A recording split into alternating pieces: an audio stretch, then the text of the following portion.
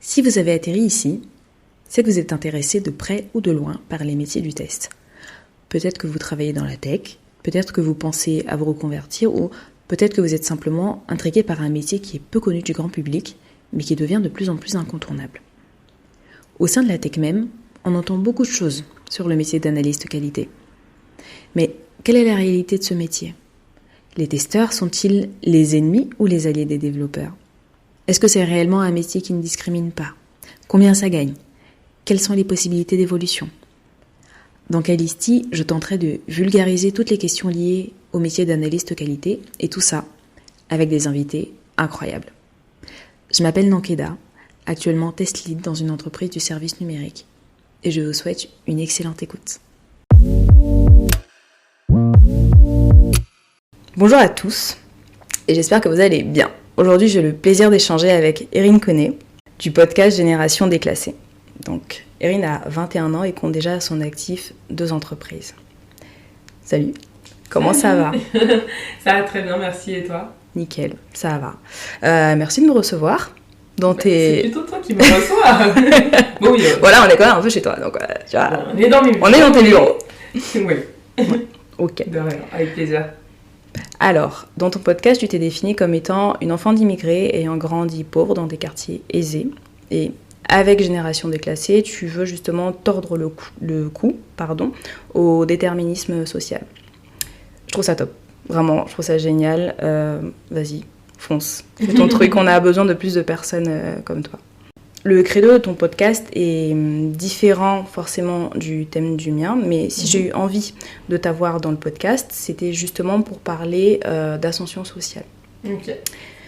Alors, l'environnement professionnel dans lequel j'évolue aujourd'hui est un peu une vitrine de cette ascension sociale. Donc, étant donné que tu as été assez vocale sur le sujet, j'aimerais beaucoup avoir ton avis. Alors, pour les gens qui ne te connaissent pas, est-ce que tu pourrais un petit peu te présenter ? Yes, bien sûr. Donc, je m'appelle Erin Koné. Actuellement, au moment où on enregistre ce podcast, j'ai 21 ans, parce que bon, les podcasts, on sait que ça perdure. Donc c'est vrai, ça perdure. Quand les gens vont l'écouter, j'aurai plus 21 ans, mais actuellement, à l'heure où je vous parle, c'est ça. Donc, je suis née en 2001, petit bébé des années 2000. Et je suis entrepreneur. Je possède 2 entreprises. Donc, l'entreprise Génération Déclassée, qui a pour vocation d'encadrer les personnes et de leur permettre de briser le plafond de verre. On est principalement axé sur tout ce qui va concerner le mindset et le développement personnel. Parce que ma valeur première dans la vie, c'est la liberté. Et je pars vraiment du principe que quand tu n'es pas un esprit libre, bah tu ne peux pas être un être libre et qu'on a vraiment le pouvoir et la capacité de décider de ce qu'on veut faire de notre vie. Sauf qu'aujourd'hui, il y a plein de gens qui pensent qu'ils doivent subir leur vie. Et moi, c'est quelque chose qui me... avec lequel j'ai du mal. Et comme ma zone de génie, c'est le mindset, que j'ai toujours eu une force de passage à l'action, etc., bah, j'ai décidé de créer un truc autour de ça. Et ensuite, j'ai une deuxième activité, une entreprise qui s'appelle Kouman Art Oratoire. Donc, Kouman Art Oratoire, c'est une entreprise que j'ai créée quand j'avais 18 ans. Donc, ça fait 2 ans et demi que je fais ça. Et c'est un cabinet de conseil en gestion d'image publique. Et donc, en gros, je gère l'image de personnalités publiques comme des chefs d'entreprise, des influenceurs ou encore des personnalités politiques. Donc voilà un petit peu pour le topo de manière rapide. Waouh. Et bah, c'est honnêtement, bon, je pense que beaucoup de personnes se diront ça en écoutant ça, mais c'est admirable d'avoir déjà accompli autant de choses à un âge aussi jeune. Bon, on doit te les dire assez régulièrement, j'imagine. Donc rien de nouveau, mais c'est vrai que voilà, ça nécessite quand même d'être souligné. Merci beaucoup. Avec plaisir. Alors, qu'est-ce qui t'a fait prendre conscience des rapports de classe, déjà ? Alors, en fait, je pense qu'il y a eu vraiment 2 moments dans ma vie. J'en ai pris conscience de manière implicite dès l'enfance, puisque moi, je suis née dans des quartiers aisés. Je suis née à Neuilly-sur-Seine, j'ai grandi à Courbevoie, et pourtant, j'étais vraiment pauvre, disons les choses clairement. Ma maman est nounou, mon père est agent de sécurité, et pourtant j'étais dans des milieux où clairement les gens qui m'entouraient c'était des CSP+, catégorie socio-professionnelle supérieure, plus, voilà. Des gens qui gagnaient des 11 000 euros de salaire par mois pour les salariés ou des chefs d'entreprise, etc. Donc J'ai grandi au milieu de gens qui avaient de l'argent sans en avoir. Donc c'est déjà, même si t'es un enfant et que t'arrives pas forcément à mettre les mots dessus et que t'arrives pas vraiment à dire que ils sont riches, je suis pauvre, etc. Tu vois qu'il y a des choses qu'ils ont que tu n'as pas, tu vois qu'il y a des choses que tu demandes que tu ne peux pas avoir alors que eux ils les ont facilement. Et j'ai une anecdote, je me rappelle un Noël, ma mère elle me disait le budget du Père Noël c'est 100 € par enfant. Ouais. Et donc moi je suis allée à l'école et j'ai demandé à mes camarades de classe et ils avaient le droit à 300, 400, 500 €. Donc je suis retournée voir ma mère et j'ai dit mais tu m'as dit que c'était 100 € le budget de Noël alors que eux ils ont 500 €, 400 €, qui reçoivent de l'argent du grand-père, de la grand-mère un peu partout, etc. Ouais. Et je sais que ma mère elle avait pas trop su quoi me répondre parce que bien sûr c'est à l'époque où quand même je crois au Père Noël donc elle est en mode oui mais bon les mots d'enfant comment je vais faire voilà elle savait pas trop comment expliquer mais c'est un peu comme ça que j'ai remarqué qu'il y avait une différence mais le point qui m'a fait le plus remarquer, c'était la maison. Okay. Autant je le remarquais pas forcément dans les habits, parce que bon, marque, pas marque, quand t'es enfant, tu t'en rends pas bien compte. En revanche, dans l'appartement, je le ressentais, parce que moi, je vivais dans un studio qui faisait 12 mètres carrés, mais avec officiellement 8 mètres carrés de surface habitable. Et donc, c'était un logement assez insalubre. En fait, on ne pouvait pas marcher, on ne pouvait pas s'arrêter, donc on vivait assis, on vivait couché. Et du coup, bien évidemment, on pouvait inviter personne. Et moi, j'ai toujours été quelqu'un qui aimait inviter. Donc, je disais toujours oui, mais je veux que ma copine elle vienne et tout. Et ma mère elle disait, mais on ne peut pas en fait. On peut pas montrer ça aux gens. Et moi, je comprenais pas en fait. Parce que j'avais normalisé le fait que, ouais, chez nous c'est petit, mais donc pourquoi on peut pas inviter les gens? Et au fil des ans, l'appartement s'est vraiment dégradé. Donc, ça commence à devenir insalubre entre les problèmes d'humidité, l'eau. Enfin, tout ce qu'il peut y avoir de terrible en fait dans un appartement insalubre, des toilettes qui marchent plus, des trucs comme ça, etc. pendant des années, donc on n'avait plus de toilettes entre guillemets, etc. Et c'est à ce niveau-là en fait que je le ressentais, parce que de l'autre côté j'allais chez mes amis, ils vivaient dans des appartements haussmanniens, ils vivaient dans des, le contraste, dans des maisons. Je partais en vacances à la campagne, chez les grands-parents de mes amis, donc des maisons de campagne avec des dortoirs de 12 lits. Donc tu te dis ah ouais quand même des jardins énormes et tout ce qui s'ensuit. Et puis je faisais des voyages de classe à Megève. Alors moi c'est en grandissant que j'ai su que Megève c'était une station de ski UP. Sinon pour moi on va à Megève quoi. Voilà. Donc on partait en voyage de classe au ski avec ma classe à Megève. Mes amis partaient en vacances à chaque vacances scolaires. Et quand je dis partir en vacances, c'était pas dans le sud de la France, encore c'était bien, tu vois, mais c'était, ils allaient à Cancun, ils allaient en Indonésie, ils partaient en Afrique du Sud. Et puis t'as moi qui partais dans le 91 en Essonne, chez ma tata. Donc là, première fois que je remarque, tu vois. Et après, la seconde, c'est en cours. En première. J'étais en première ES, j'ai fait un bac ES. Et on avait donc des cours de sociologie. Et là, on fait le fameux cours sur les inégalités sociales, le déterminisme social. Et là, je me prends vraiment une claque. Ouais, ça m'avait fait ça aussi, j'avais fait ES. Et en fait, quand je suis sortie de ce cours, tu vois, sur Bourdieu et tout ce qui est comparse, tu sais, t'es obligé de réfléchir à toi, ta situation, en fait. Tu vois, parce que tu t'es jamais posé la question de, tu vis ta vie, tu sais, comme un lycéen, tu vois. Tu te compares avec tes copains, tes copines, mais il n'y a rien de particulier. Et en fait, poser des mots sur des situations sociologiques à un instant T, tu sors de ce cours-là, et puis en fait, j'étais en train de marcher en rentrant chez moi, et puis je réfléchissais, je me dis, mais en fait, ça veut dire que vraiment, on n'est pas tous pareils, quoi. Donc, même si on est tous dans la même classe et tout, mais c'est vrai qu'on est tous très, très différents. Mais en fait, ça veut dire que mes parents, ce qu'ils font aujourd'hui, ça m'impacte de telle manière, et si, et ça, et ça. Et en fait, tu te mets dans ce truc où tu commences à tout analyser. Je me souviens, ça m'avait vraiment marqué, parce que le reste de la semaine, j'observais tous mes potes autour de moi, et la manière dont ils se comportaient, et puis au lycée, t'as pas d'argent, t'as de l'argent de poche, mais la manière dont les gens se comportent avec leur argent de poche, justement, tu sais, je commençais à regarder, je disais, ah oui, mais c'est vrai, donc peut-être que cette personne-là, en fait, elle s'habille comme ça, et elle va dans tel magasin plutôt que dans tel magasin, parce qu'en fait, elle a ça comme argent de poche et tout. Tu commences à poser des mots sur des trucs, et en fait, ça te quitte plus, après. Exactement. Parce que tu vois que, On n'est pas pareil. On n'est pas tous pareils, ça c'est clair et net. On a vraiment des histoires très très très très différentes. Ok, bah... Ouais, tu ouvres des portes. Tu pousses des trucs compte tenu de ton histoire personnelle. Et d'accord. Donc t'as eu des déclics qui sont quand même assez forts, pour le coup. Donc t'as une situation difficile, disons-le. Et puis... Après, bon, tu nous diras par la suite ce qui a fait qu'aujourd'hui, tu en es là où tu es aujourd'hui, dans ta vie professionnelle. Mais ok, d'accord pour le constat, ça marche. Aujourd'hui, moi, je travaille, donc, je te disais tout à l'heure, en tant que consultante dans une entreprise du service numérique. Je considère que le métier que je fais est sous-coté, je le redis, sous-coté, donc en tant qu'analyste qualité. Et, c'est la raison pour laquelle j'ai décidé de créer ce podcast. En arrivant dedans, j'ai remarqué qu'il était exercé par beaucoup de personnes issues de l'immigration. Donc, dans la tech, on peut se dire que ce sont des métiers qui sont très diversifiés, qui touchent le monde entier. Mais selon les postes, tu n'auras pas la même mixité. Ça, c'est moi ce que j'ai observé. Après, peut-être que certaines personnes seront d'accord, peut-être que non. En tout cas, c'est ce que je vois pour le moment. Donc c'est quelque chose qui m'a frappée parce que c'est assez visible. Donc je pense qu'aujourd'hui, le métier d'analyste qualité, il est justement sous-coté parce qu'il est accessible sans avoir besoin de faire de longues études. Les postes d'encadrement dans les entreprises du service numérique, le top management, sera tenu par des personnes qui vont être issues des grandes écoles. Donc qui vont être issues généralement, c'est pas forcément 100% des cas, mais généralement... donc de familles où on sera dans des catégories socio-professionnelles plus. Donc avec des parents qui auront un capital financier plus important, etc.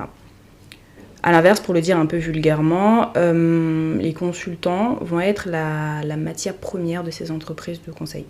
Donc la variété de classes que tu vas avoir, la mixité sociale que tu vas avoir, elle se fait naturellement, en fait. T'as moins de discrimination, parce que justement, on va beaucoup plus se concentrer sur tes compétences, ce que tu sais faire aujourd'hui dans ton domaine, plutôt que l'endroit d'où tu viens, tu vois. Plutôt que... Et je trouve que ça, c'est forcément un vecteur d'ascension sociale. Est-ce que tu trouves aujourd'hui qu'en France, l'ascension sociale est possible ? Oui. Bah, j'en suis la preuve vivante. J'en suis la preuve vivante. Déjà, moi, j'ai pas fait de grande école. Je suis à l'université, je suis à Nanterre. Donc en plus, Nanterre, ça n'a pas une image top auprès des recruteurs, parce que Nanterre, c'est l'extrême gauche, Nanterre, c'est les grèves, Nanterre, c'est l'UNEF.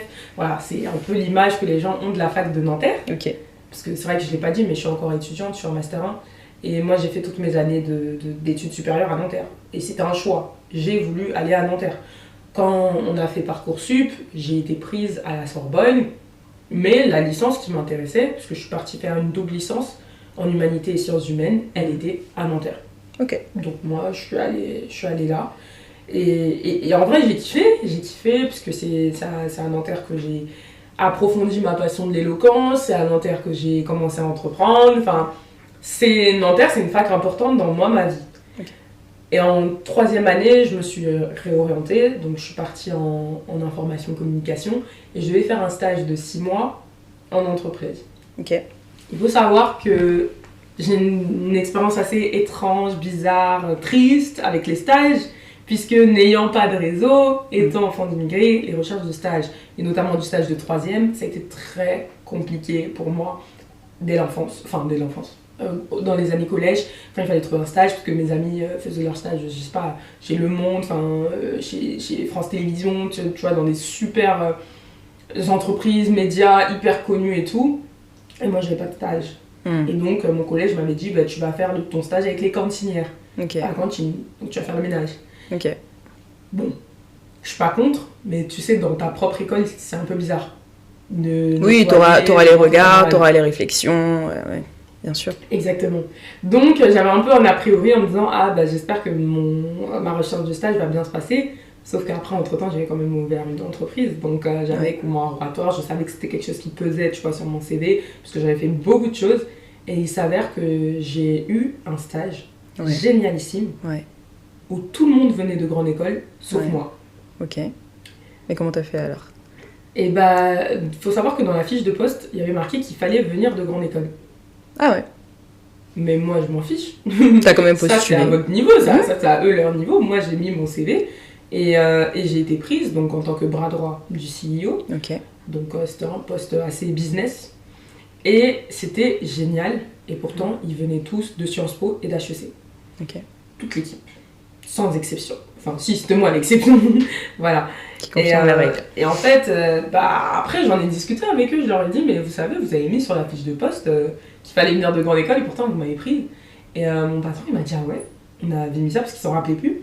Et il a dit, enfin, je pense que c'est un automatisme, en fait, comme ils viennent de grande école, naturellement, ils mettent dans le listing les grandes écoles et tout.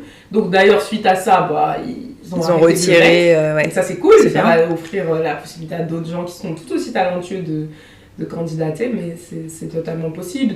Je suis clairement ce qu'on appelle une transfuge de classe ou une transclasse, appelle ça comme tu veux, que ce soit d'un point de vue scolaire, j'ai fait plus d'études que mes parents, que ce soit d'un point de vue professionnel, dans la hiérarchie sociale, je suis quand même considérée comme catégorie socio-professionnelle en étant supérieure en étant entrepreneur. Voilà quoi, donc ouais, j'en suis la preuve vivante et je connais plein de gens autour de moi qui le sont.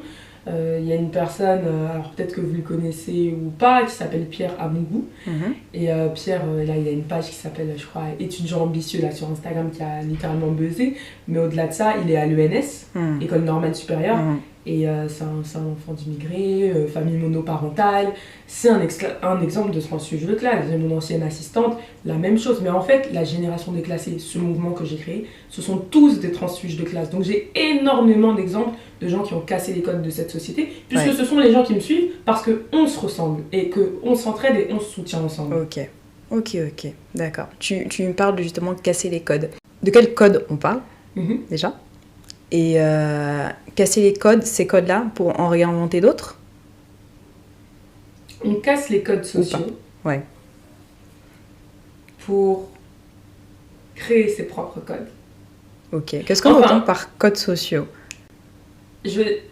Déjà, je pense pas qu'on... J'ai dit créer ses propres codes, mais pas nécessairement. Je pense qu'on a nos codes, on impose nos codes. C'est pas pareil. D'accord. Maintenant, donc tu me demandais qu'est-ce que j'entends par codes sociaux. Pour moi, les codes sociaux, c'est tout simplement les comportements qui sont jugés comme normaux en société. D'accord. C'est ce qui est acceptable. Parce qu'en société, il y a l'acceptable et l'inacceptable selon les prismes de chacun. Bien sûr. Donc c'est comme ça que je définirais un code social.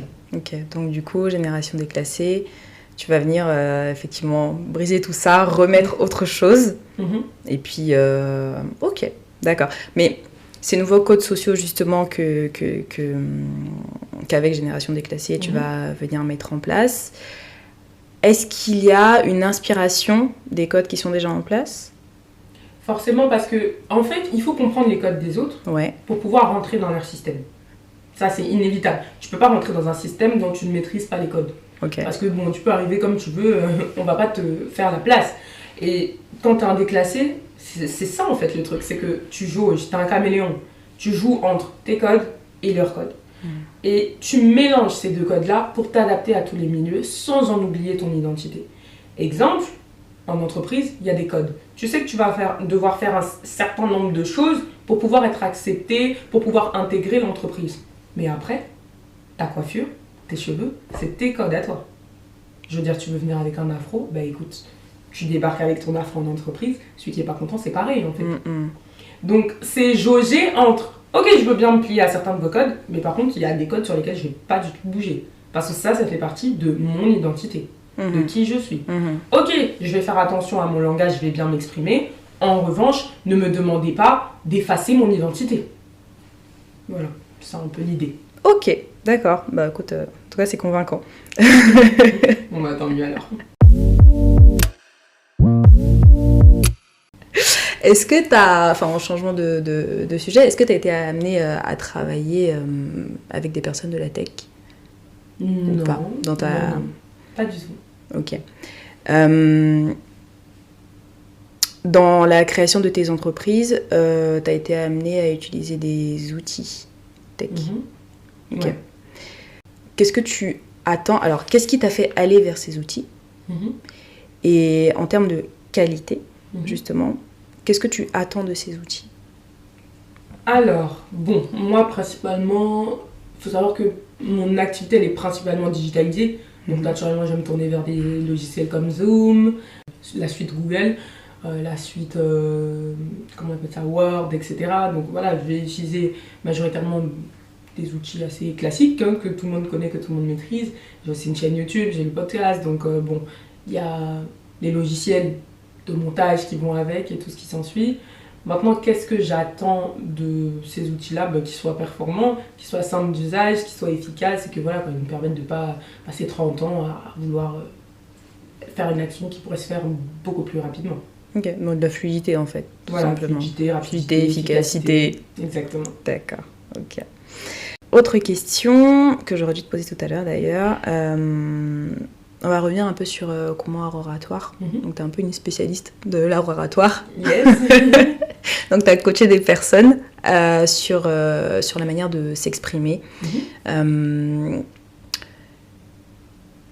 Comment est-ce que la parole et la manière de s'exprimer va justement aider dans un environnement professionnel? Comment ça va aider? En fait, déjà, la parole, c'est le premier moyen de communication.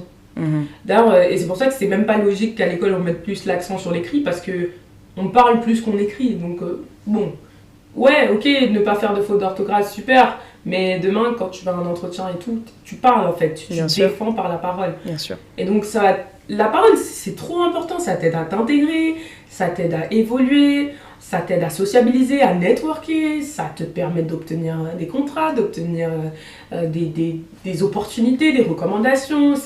La parole, elle agit sur tout un tas de choses parce que c'est littéralement, une fois qu'on te voit, après t'avoir vu, on t'entend en fait. Bien sûr. Avant même de te lire ou quoi que ce soit, c'est ta voix qu'on va entendre. Et c'est en ça que pour moi, la parole, c'est primordial. Et si tu maîtrises pas la parole, tu maîtrises rien en fait. Dans le sens où peu importe ce que tu fais et la qualité de ton travail, si tu n'es pas capable de le vendre par ta parole, il ne va nulle part. Bien sûr. Ouais, je suis complètement d'accord avec ça. Et comment est-ce que tu as des conseils pour des jeunes ou moins jeunes, peu importe, qui auraient besoin justement d'améliorer leur communication? Yes, alors je leur dirais... Toujours dans un contexte professionnel, bon, pas que, ça sert aussi dans le contexte personnel, mais vraiment au contexte professionnel. Ouais, je leur dirais déjà de vraiment mettre l'accent sur cette compétence. Ouais. Qui est trop souvent négligée. Les gens passent plus de temps à se tracasser sur les mots, les cris, qu'est-ce qu'ils vont dire, que sur la forme. La forme est très importante. Parce que malheureusement, l'être humain est un être oculocentrique. Ça veut dire qu'il perçoit, enfin, il ressent par la vue. Donc déjà, à ton image, si ta figure lui plaît pas, c'est un peu mort. C'est un peu mort, peu importe ce que tu vas dire derrière. Et après l'image, maintenant vient le son. Donc c'est hyper important, c'est pour ça qu'on met autant de rigueur sur la tenue en entretien, la manière de se tenir, la manière de s'exprimer, etc. Parce que c'est décisif, ça joue dans la première impression. Et pour moi, les gens doivent vraiment apprendre à faire une bonne première impression. Parce que, et notamment ça, c'est un problème de déclassé, quand t'as pas les codes du monde professionnel, tu fais une mauvaise impression, alors que factuellement, tu peux être bon dans le domaine, mais au bout d'un moment, t'arrives, t'as pas le genre de tenue auquel ils s'attendaient, t'as pas le genre de langage auquel ils s'attendaient, t'as pas le mood ouais, de manière générale auquel ils s'attendaient, ils vont juste pas te prendre pour ça, alors qu'en vrai, dans le monde pro, t'es performant, tu vois. Ouais. Et même si ça peut paraître chiant, parce que je donne aussi des cours en prise de parole dans une école pour enfants, et même si ça peut paraître chiant, il faut s'y accommoder. Je sais que les enfants me disaient, ouais, mais c'est pas juste en fait, de refuser de prendre quelqu'un parce qu'il s'exprime pas bien et tout. J'ai dit ouais, mais en fait c'est le système et il faut jouer avec les codes. Selon moi, faut pas toujours essayer de tout briser, tout casser. C'est contre-productif. Il y a des gens qui vont dire que eux, leur objectif c'est de briser tous les codes qui existent en entreprise pour qu'ils puissent s'habiller comme ils veulent, parler comme ils veulent, etc. Moi, je trouve que c'est contre-productif. Ce que je cherche, c'est comprendre les codes, les appliquer et apporter ma touche. Bien évidemment, il faut toujours que ça corresponde à votre personne, à votre identité. N'allez pas travailler dans un lieu qui ne vous correspond pas, dans une entreprise qui a des valeurs mais qui ne matche pas avec vous. Ça n'a aucun sens. Mais accommodez-vous. Accommodez-vous. Ouais. Ok. C'est vraiment ma vision des choses, faut trouver le juste milieu. Exactement. Ok. Faut pas aller dans les extrêmes, ça sert à... Bah après, tu peux aller dans un extrême. T'as des extrêmes qui nous servent, tu vois. Alors, les droits sociaux, ça nous sert un peu, tu vois. Mais non, faut un peu de mesure aussi en toute chose. Sinon au final, t'as pas de communication, tu vois. Ouais. Si vous êtes comme ça et que personne fait un pas, bah en fait, ça matchera jamais, tu vois. Exactement. Ouais, non, je suis assez d'accord avec ça. Ok. Bah, est-ce que tu as des questions pour moi? Est-ce que j'ai des questions pour toi? Bah oui, en quoi ça consiste ton métier? La question, c'est quelles sont les missions? Ouais. Alors, le métier d'analyste qualité, en fait, tu vas venir tout simplement tester des logiciels. Donc, que ce soit des applications, des sites web, que ce soit des logiciels qui vont être implémentés dans des voitures, dans des avions, voilà. Tu vas en fait t'assurer de la qualité des outils que tu vas utiliser. Justement, tu parlais d'efficacité tout à l'heure, pour que toi, tu puisses utiliser ta suite Google Drive et que tu n'aies pas de problème. Tu as des gens, avant ça, qui ont fait en sorte que ça se passe correctement une fois que les développeurs ont fait leur boulot. D'accord. Voilà, donc c'est en ça que ça consiste. Et il y a plusieurs statuts, mais beaucoup de personnes qui travaillent là-dedans sont employées par des entreprises du service numérique en tant que consultants. Donc tu vas prendre une entreprise A, il va m'employer comme consultante et je vais être placée chez un client pendant une mission de 6 mois, 1 an, 3 mois, enfin voilà, ça dépend vraiment. Tu n'es pas obligé d'avoir une spécialisation bien spécifique. Toi, si tu as une appétence pour un certain secteur, tu peux être employé dans une entreprise du service numérique pour être chez un client qui sera dans le secteur dans lequel tu cherches à rentrer. Tu auras déjà genre un background, si tu as fait, je sais pas moi, des études en mécanique. Je sais pas, t'as bossé par exemple chez Peugeot, chez Renault, tu peux très bien être en mission chez Peugeot, chez Renault. D'accord. Donc, tu auras déjà un background qui te permettra d'être un bon consultant derrière. Mais ça n'empêche que 6 mois plus tard, tu peux être envoyé dans un truc qui n'a rien à voir. Mais rien à voir. Toi, ton objectif, c'est de venir tester un logiciel et faire en sorte que la qualité de ce truc-là qui sort est bien pour un utilisateur final. D'accord. Voilà, c'est en ça que ça consiste. Ok, je vois. D'accord. Les gens ne connaissent pas ce métier. Du tout. Et en fait, c'est un métier qui est assez neuf. Aux États-Unis, c'est beaucoup plus répandu, parce qu'ils sont quand même un peu plus en avance là-dessus. Ils ont quand même la Silicon Valley. En Asie, c'est un peu plus répandu, surtout en Inde. Mais en France, c'est pas du tout des métiers qui sont connus. Voilà. Donc, on va essayer de démocratiser ça, justement, parce que toi, par exemple, imagine que, c'est pas moi, tu aies terminé une partie de ton cursus, même tu as terminé tes études. Tu as un moment où, tu te rends compte que la voie dans laquelle tu as été te correspond pas trop. Tu cherches quelque chose vers quoi te retourner. Beaucoup de personnes arrivent dans le test après avoir fait une reconversion. Donc, tu cherches quelque chose vers quoi te retourner, tu sais pas que ce truc-là existe. Ouais. Malheureusement, beaucoup de personnes qui arrivent dans le test, c'est un peu des accidents, tu vois, parce que X personnes en a parlé comme ça au détour d'une discussion. Ah, ok, c'est intéressant. Et ensuite, ils vont faire la recherche et ils arrivent dedans et en fait, ils se rendent compte que mais en fait, c'est plutôt cool parce que t'as pas un niveau de stress qui est élevé et que tu peux commencer à bosser dedans assez rapidement si t'es consciencieux, tu vois. Donc voilà. Tout simplement. Avec un peu de chance, il y aura de plus en plus de personnes qui auront envie de bosser là-dedans. Et puis, peut-être que les gens viendront me voir pour avoir des réponses, avoir des questions. Enfin, je sais pas, s'ils ont des questions là-dessus. Peut-être éveiller des consciences. Peut-être éveiller des consciences. De toute façon, il y a tellement de métiers qu'on connaît pas et que tu oui, non, mais ça, c'est... Bien sûr. Pour mettre un pied dans la tech, en tout cas, c'est bien. Voilà, tout simplement. Est-ce que tu as d'autres questions pour moi ? Non, c'était ma question principale. Ok, voilà. Donc le lien entre toi et le podcast, clairement, c'est pas celui qui sera le plus technique. On est vraiment sur un truc qui est très socio. Mais j'avais envie aussi que les personnes qui bossent dans ce secteur-là, ça, je vais essayer de faire des ponts avec beaucoup de personnes, beaucoup de métiers. Mais enfin voilà. Mais super, en tout cas, je te remercie pour l'invitation. Et merci à toi surtout. d'avoir souvent on accepté. m'invite en tant que soit Erin connaît ou bien par rapport à Poumon Oratoire. Mais c'est très rare qu'on m'invite par rapport à la génération déclassée et tout. Donc c'est cool de pouvoir parler sociologie comme ça, ascension sociale, déclassement social, mixité sociale.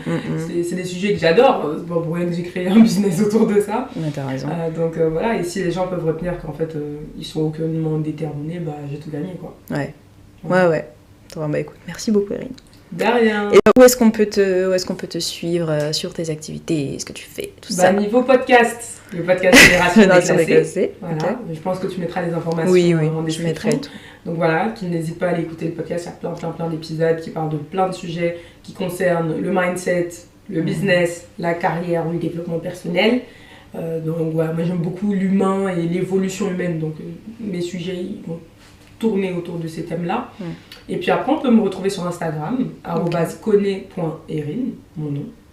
Et après, en fait, comme j'ai 2 entreprises, on retrouve les réseaux sociaux des entreprises, donc soit @kouman.oratoire ou bien @génération.déclassée pour les différents business. Mais bon, si les gens s'abonnent à Kone Erin, ils trouveront le reste. Ils trouveront tout le reste, la chaîne YouTube et tout ce qui s'ensuit. Ok, très bien. Bah écoute, merci beaucoup. Merci à toi. Si vous avez aimé ce que vous avez entendu, parlez-en autour de vous. C'est le bouche à oreille qui permet de faire connaître un podcast.